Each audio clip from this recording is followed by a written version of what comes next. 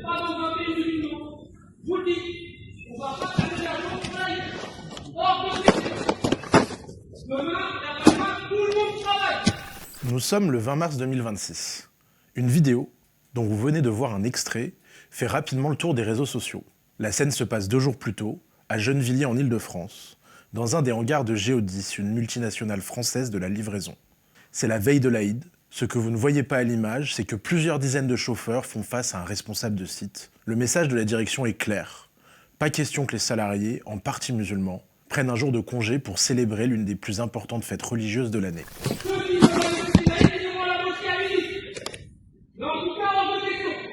Pas d'argent demain. Pour personne. Demain, tu vas à 5h du matin et vendredi aussi à 5h du matin. C'est hors de question. Vous ne fermez pas la travail. Je vous le dis. Pas d'argent ici demain. Pour personne. Je demande aux superviseurs de m'envoyer tous les actes à partir de demain. Je vous le dis. Non, mais les gars, je ne plaisante pas. Non, je ne plaisante pas. Je ne fais pas travailler au gars. Vous voulez être laïque, on tourne en Algérie, en Tunisie, au Maroc, au Sénégal, au Mali, pas de problème. On est en France ici. Comment un responsable d'équipe peut-il tenir des propos aussi islamophobes devant tout ce monde? Est-ce un cas isolé? Que se passe-t-il à Géodis Gennevilliers? Pendant plusieurs semaines, le média a récolté des documents et des témoignages de salariés de l'entreprise sur le racisme qu'ils vivent au quotidien dans une des plus grandes entreprises logistiques d'Europe. On vous raconte.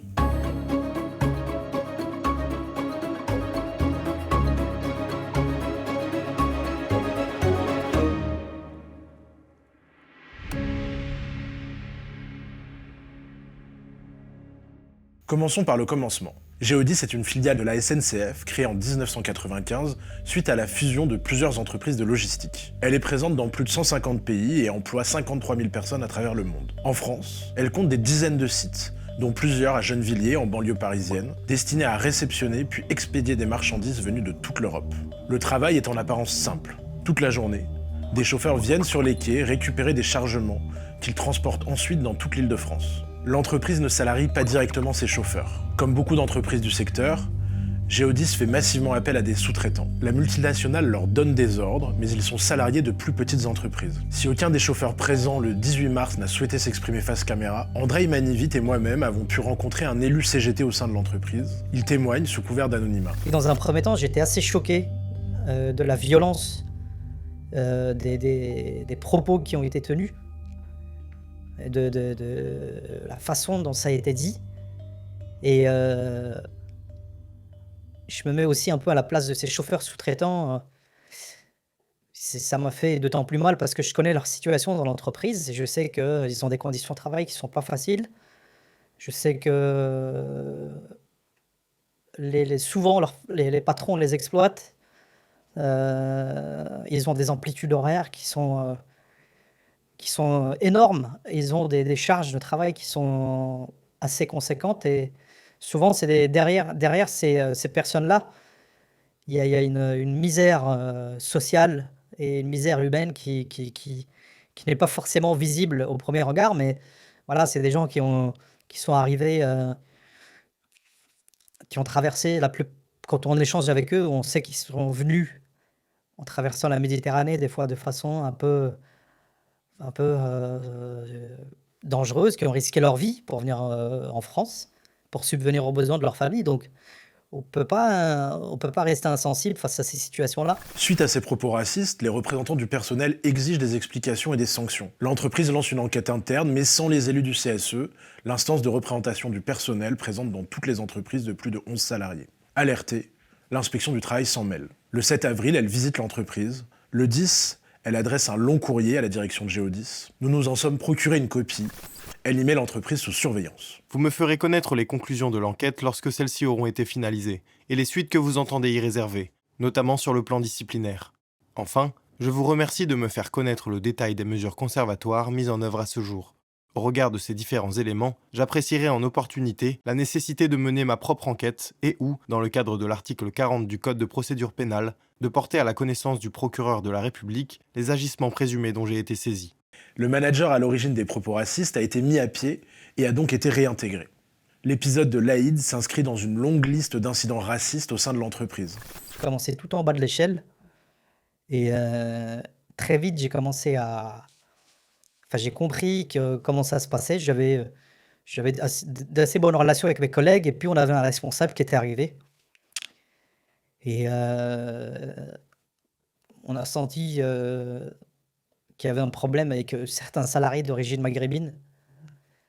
Et, et moi, j'ai jamais eu ma langue dans ma poche. Je me laissais pas trop faire. Donc il y a des choses qui passaient pas. Et puis j'ai été sanctionné une première fois, une deuxième fois.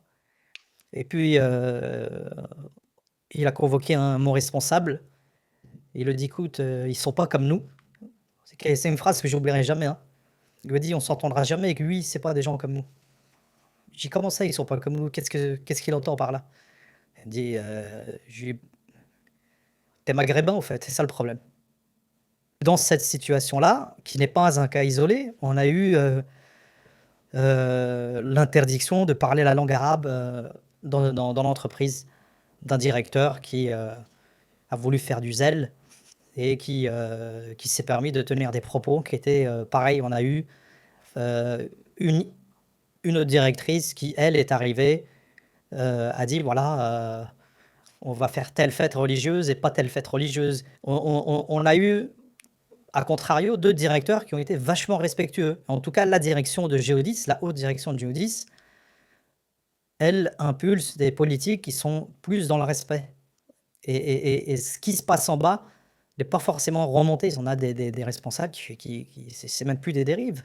On a eu une responsable là, d'un service relations clients qui est partie, qui a démissionné. Alors, je ne sais pas si c'est une démission parce qu'on a fait un droit d'alerte sur des propos qui étaient pareil islamophobes et racistes, où il y a eu une intérimaire qui était voilée dans le service et quand cette personne-là est arrivée à la direction, elle lui a mis une fin de mission. Il y a eu des propos qui ont été tenus par certaines personnes dans ce même service, vraiment des propos qui sont insoutenables. Fin 2025, les élus du CSE exercent leur droit d'alerte sur ce sujet précis. On y lit. Dans le service relations clients, une salariée a tenu à plusieurs reprises des propos explicitement racistes devant collègues et hiérarchie. Encore un Mohamed, encore un arabe. C'est toujours les mêmes, toujours des problèmes avec eux. J'en peux plus des arabes.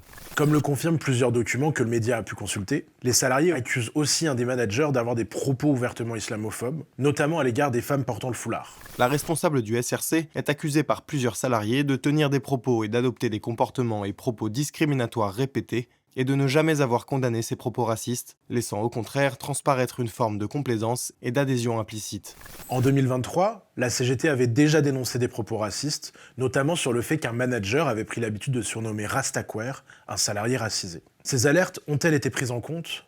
Plutôt l'inverse. Le média s'est procuré une note interne de l'entreprise, datée du 13 mars 2026, quelques jours à peine avant la déferlante islamophobe vécue par les chauffeurs sous-traitants. En apparence anodin, le courrier rappelle aux salariés qu'ils doivent communiquer en français sur leur lieu de travail. L'ensemble des échanges et communications ayant un caractère professionnel doivent obligatoirement être effectués en français. Tout non-respect de cette règle constitue un manquement aux obligations professionnelles et pourra entraîner l'engagement d'une procédure disciplinaire. Mais l'objet de la note est plus explicite. Dans un contexte multiculturel, avec des salariés et des livreurs sous-traitants issus de l'immigration intra-européenne autant qu'extra-européenne, la direction ne cible explicitement que la langue arabe. Effectivement, quand tu prends les événements les uns après les autres, tu peux être amené à dire, c'est vrai, peut-être qu'on vise, et c'est pas faux quand tu regardes le paysage politique, tu prends certaines chaînes de médias comme BFM, comme CNews, du matin au soir, on martèle sur les musulmans, sur l'islam. L'islam, les musulmans, l'islam, les musulmans. Et à un moment donné, dans l'entreprise, tu es amené à vivre certaines situations tu te sens stigmatisé de par tes origines, de par ta religion, alors qu'on est né en France, on est français, et des fois on est quand même amené à se justifier. Moi, il m'est arrivé de sortir ma carte d'identité en plein CSE, à dire madame, je suis français. On ne veut pas voir les choses en face au niveau local. Au niveau local, souvent, c'est l'impression que j'ai, c'est qu'on essaye de « Ah non, il n'y a pas de racisme. Mais non, vous exagérez, regardez, on embauche de tout, etc. » Mais quand on amène du factuel sur une situation, à un moment donné, on ne peut pas fermer les yeux. Et moi, j'ai l'impression qu'on essaye Alors, c'est même pas minimisé, c'est carrément étouffé. Et se dire qu'il se passe pas grand-chose. Nous avons sollicité la direction de Géodis pour un entretien vidéo le 15 juin. Le 24 juin, nous leur avons envoyé une liste d'une vingtaine de questions précises et circonstanciées. Géodis nous a répondu ne pas souhaiter s'exprimer, je cite, sur des thématiques religieuses ou politiques.